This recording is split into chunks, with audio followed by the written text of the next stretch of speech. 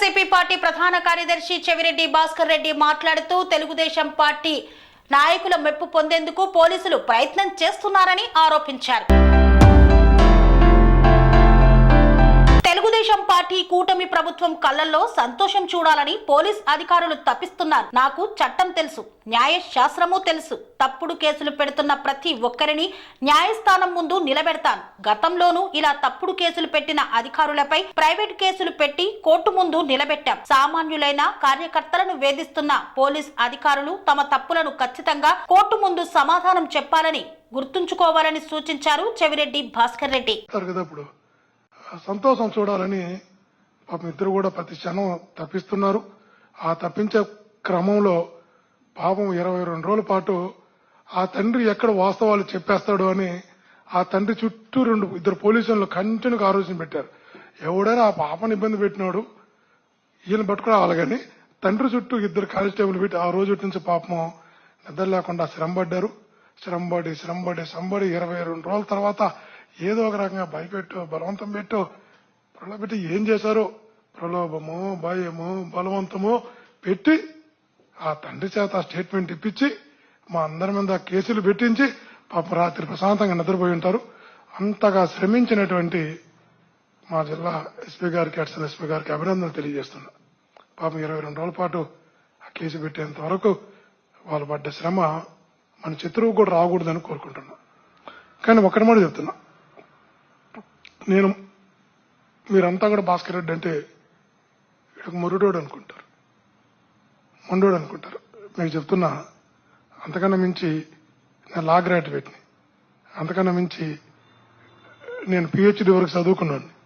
చట్టము తెలుసు, చట్టము చదివే, న్యాయశాస్త్రము చదివే. తప్పకుండా ఎవరెవరైతే తప్పుడు కేసులు పెడుతున్నారో వీళ్ళందరినీ కూడా ఖచ్చితంగా న్యాయస్థానం ముందు అయితే దోషులుగా నిలబెడతా.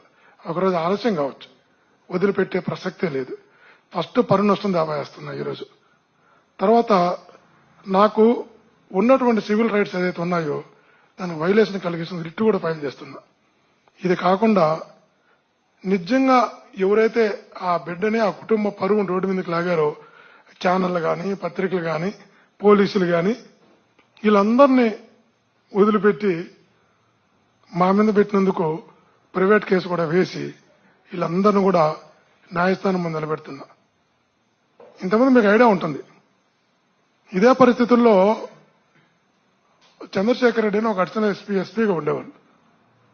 ఇదే రకంగా తప్పుడు కేసులు పెట్టి ఇబ్బంది పెడితే ప్రైవేట్ కేసు వేస్తే కరుణాకర్ రెడ్డి గారి మీద పెట్టారు. అప్పుడు వేస్తే తర్వాత తను పడ్డ ఇబ్బంది 2003లో జరిగే సంఘటన మేము కూడా ఆ రోజు చెప్పాం, నువ్వు తప్పుడు కేసులు పెడుతున్నావు, ఏదో ఒక రోజు దీన్ని నొప్పి ఈ పెయిన్ భరిస్తావని.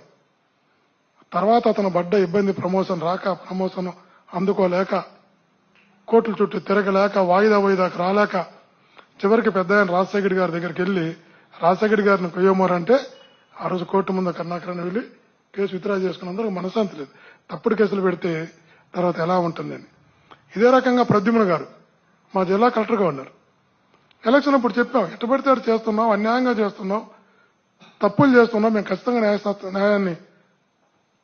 న్యాయస్థానాన్ని ఆశ్రమిస్తాం అంటే వినకుండా ఆ రోజు కొంచెం ఎవరు కళ్ళల్లో వెలుగులు చూడాలా, సంతోషం చూడాలని చేశాడు.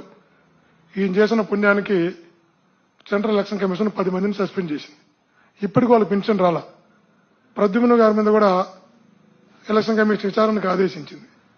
పాపం నిజంగా ఆయన ఎప్పటికీ జీవితాంతం ప్రద్యుమ్న గారు జగన్మోహన్ రెడ్డి గారికి రుణపడి ఉండాలి. జగనన్నతో పాటు ధనంజయ రెడ్డి గారు కూడా రుణపడి ఉండాలి. వాళ్ళిద్దరు మా అయ్యాయి ధనంజయ రెడ్డి. వీళ్ళిద్దరూ ఆ రోజు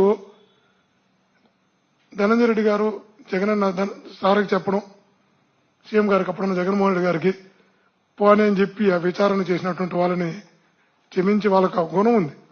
రాజశేఖర్ గారు ఆ రోజు అతను పోనీ అన్నట్టు ప్రద్యుమ్న గారి విషయంలో కూడా జగనన్న ఆ రోజు పోన్లే మన ఆఫీసరు, మన స్టేట్ ఆఫీసరు అని చెప్పి తను జగనన్న పుణ్యాన కేసులో నుంచి బయటపడ్డాడు. కాదని తను చెప్పండి చూద్దాం.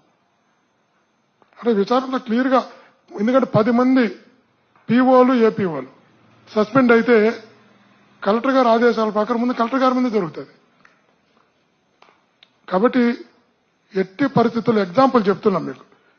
నేను ఈరోజు చెప్తున్నా, మీరు కొట్టే దెబ్బ ప్రతి అధికారి ఎవరినో సంతృప్తిపరచడం కోసం, ఎవరి కళ్ళల్లో సంతోషం చూడడం కోసం మీరు కొట్టే దెబ్బ, మీరు పెట్టే కేసులు తాత్కాలికంగా మాకు పెయిన్ కలిగిస్తాయి, తట్టుకోవాలి తాత్కాలికంగా.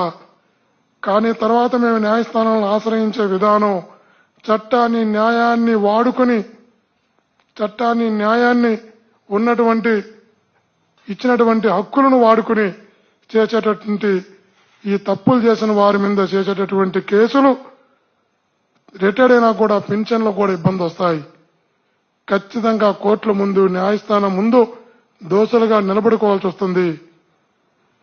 మీరు మా మీద కేసు పెడితే, జైలుకి పంపితే అలవాటు పడ్డ శరీరం తట్టుకుంటుంది. నిలబడతాం, కాపాడుకుంటాం కేడర్ని.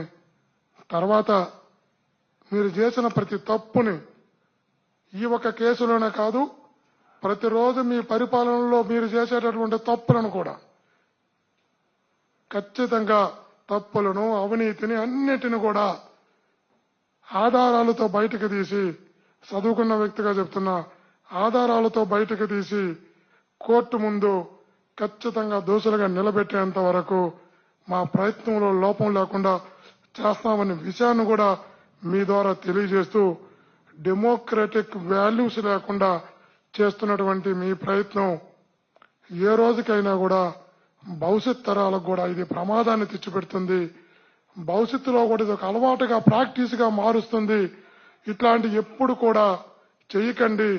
మీ నెట్ రిజల్ట్ ఏంటంటే జగనన్నతో ఉన్న వాళ్ళని ఇబ్బంది పెట్టడం, లేదు అంటే ఎవరైతే ఈ తప్పుడు కేసులతో అందరినీ భయభ్రాంతులు చేయడం, ఈ ఆలోచన డెమోక్రసీలో కరెక్ట్ కాదు, మంచిది కాదు. మరలా చెప్తున్నా, డెమోక్రటిక్ వాల్యూస్ మీరు పూర్తిగా నాశనం చేస్తున్నారు, కరెక్ట్ కాదు. ఒక్కసారి చెప్తున్నా, గుర్తుంచుకోండి. విజ్ఞప్తి చేస్తున్నా, తప్పుడు కేసులతో చిన్న చిన్న వాళ్ళని పల్లెల్లో వందల మందిని, వేల మందిని మీరు రోజు పెట్టుకుంటూ పోతున్నారు. ఈ రోజు వాళ్ళ పెయిన్ భరించచ్చు. ఆ పాపం సెరెనిటీ మోడల్ హై స్కూల్ విద్యార్థులకు అమ్మఒడి, సామాన్యులకు అందుబాటులో ఉన్న బడి సెరెనిటీ. మేడ్చల్ జిల్లాలో మేటిగా నిలిచి సాటిలేని ఫలితాలను సాధిస్తున్న #1 స్కూల్ సెరెనిటీ. మా ప్రత్యేకతలు ప్రతి విద్యార్థి పట్ల వ్యక్తిగత శ్రద్ధ, activity based learning and digital classrooms, computer lab, 100% ఫలితాలు, sports and cultural activities, yoga, abacus మరియు Vedic maths education. Please visit Serenity Model High School, Nagaram. Admissions are in progress. Call 040-271-46899 and 040-271-48699.